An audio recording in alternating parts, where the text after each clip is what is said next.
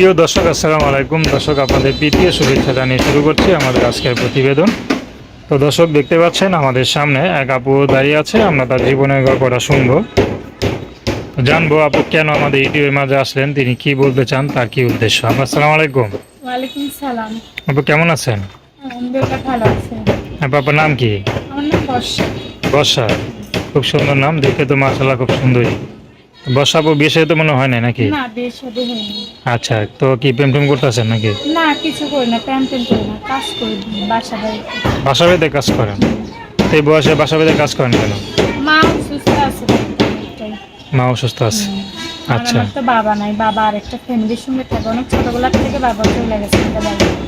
আচ্ছা আমার একটা ছোট ভাই আছে, 7 বছর বয়স, আর আমার অসুস্থ মা আর আমরা তিনটে মানুষ।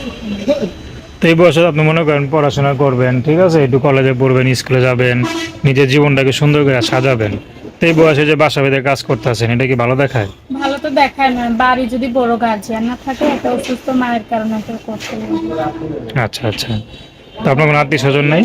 আত্মীয় স্বজন আছে আমার মায়েদের, যদি বাড়ির গার্জিয়ান না থাকে কেউ পাশে এসে দাঁড়ায় না, আত্মীয় স্বজন হাজার করে।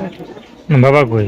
বাবা আরেকটা ফ্যামিলির সঙ্গে থাকে, মানে আমার আরেকটা মায়ের সঙ্গে থাকে। তো আপনাদের কোনো খরচ বাড়ি দেয় না? না, কিছু দেয় না, আমি বাসা বাড়িতে কাম করে মায়ের ভাইয়ের আমার নিজের খরচ চালাই।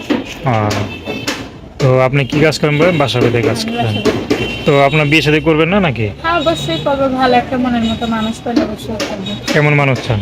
যে আমার সুখে দুঃখে পাশে থাকবে, কখনো আমার বিপদে ফালাই দিয়ে চলে যাইবে না। তো এখন কি মনে হয়, যদি বাবা থাকতো তাহলে নিজের জীবনটা এরকম হইতো, এভাবে নষ্ট না, হইতো? হইতো না, বাবা থাকলে আল্লাহর রহমতে ঠিক মতো লেখাপড়াও করতে পারতাম, ঠিক মতো বাড়িতেও থাকতে পারতাম। আচ্ছা, তো এখন মনে করেন আপনার সাথে কীভাবে যোগাযোগ করবে? আমার যোগাযোগ করার মতো আমার মোবাইল নাম্বার আছে। নাম্বার কি ইমো আছে? না না, ইমু মোবাইল পামু কই, বাসা বাড়িতে কাম করে তো মায়ের ওষুধের টাকাই জোগাইতে পারবো না, তাহলে আর ইমু মোবাইল পামু তো দেখা গেল অনেক প্রবাসী ভাই আছে যারা নাকি প্রবাসে থাকে, দেখা গেল তাদের বাংলাদেশে আসা সম্ভব না তাড়াতাড়ি। তো দেখা গেলো সে আপনাকে পছন্দ করে আর দ্রুত আপনাকে বিয়ে করতে চাইলো বা ফোনে বিয়ে করলো, তো সে কিভাবে করবে? সে আমার যদি কিছু ব্যবস্থা করে দেয় তাহলে হইব, আচ্ছা নাহলে তো এছাড়া আমার পক্ষে সম্ভব না ভাই। আচ্ছা আচ্ছা, তো আজকে কাজে যান নাই? না, আজকে যাই নাই, আজকে মা দাও সুস্থ বলে একজনে বাড়িতে আছে। তাহলে আজকে বেতন দিবে? না না, বেতনে তো কাজ করি না, রোজের কাজ, মানে তা- প্রতিদিনের টাকা প্রতিদিনই দিয়ে দিই। তো আজকে দিবে? আজকে দেবে না, আজকে কিভাবে দেবে? আজকে তো তো কষ্ট, কাজে মানে চলতে কষ্ট হবে না? হ্যাঁ, কষ্ট হবে, মা আচ্ছা। অসুস্থ, তার জন্য যাইতে পারে না। মাকেও দেখতে হয়, পরিবারের সামলাতে, আবার পেটের জন্য রাস্তাও নামতে হয় নাকি?